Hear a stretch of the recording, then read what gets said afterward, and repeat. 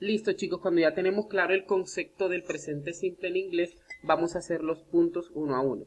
El primer punto, vamos a colocar aquí el verbo conjugado. Lo tenemos en paréntesis, lo sacamos del paréntesis y lo colocamos en las líneas. Recuerden que si tiene, por ejemplo, el caso del pronombre I, con we, con you, no cambia el verbo, o sea que queda igualito, lo pongo ahí. A diferencia que con Mary, que es ella, mujer, o my father, que es mi papá, que es he, si utilizo la S, saco el verbo y le coloco la S. En el caso de este que es go, recuerden que los que finalizan con O se les agrega ES, quedaría my father goes to work early in the morning, para que lo tengan en cuenta. Luego para las oraciones negativas, fácil, recuerden el orden de la estructura.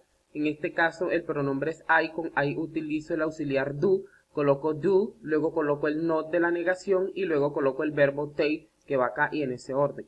En el caso de she, para la negación recuerden que con she se utiliza el auxiliar does. Entonces coloco does, luego la negación not y luego el verbo la y así con todos.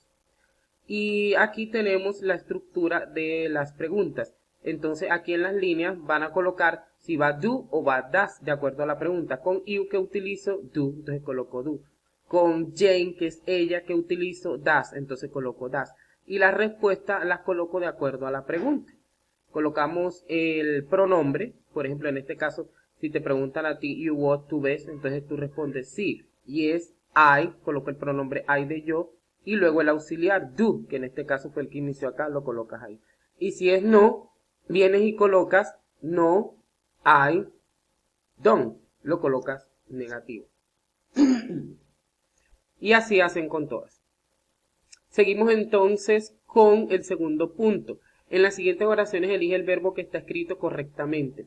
Miren que aquí las oraciones ya están escritas y le dan dos opciones. Ustedes deben de encerrar en círculo cuál es la correcta. Por ejemplo, en el caso de la A, ¿cuál es la correcta? La correcta es it. Porque acuérdense que con este pronombre I, yo, no se le coloca S a los verbos, entonces encierro acá. A diferencia de que Pamela es ella, she. Entonces con she, si utilizo la S en los verbos, entonces encerraría este que está acá. ¿Listo? Luego tenemos el tercer punto, que debes escoger la respuesta correcta de acuerdo a la oración. Si tengo he, en este caso he, ¿cuál iría? Recuerden que estamos en presente simple. Y con he el verbo lleva S, entonces ¿cuál de estos verbos tiene S? Este, entonces lo encierro. Y así hacen con todas.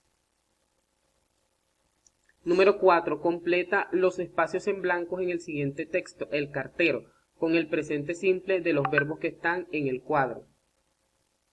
Miren que aquí en el cuadro le dan unos verbos, ustedes tienen que sacarlos del cuadro y colocarlos en la lectura. Tienen que saber ubicarlos, ¿listo?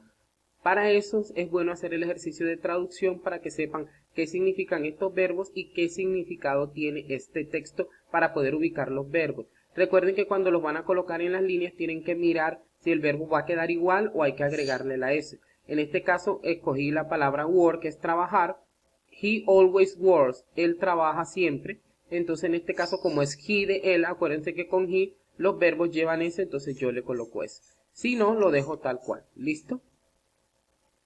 Y de esa manera nosotros terminamos la explicación de las actividades del presente simple. Vamos a continuar en el otro video o tutoría con la explicación de los adjetivos en inglés.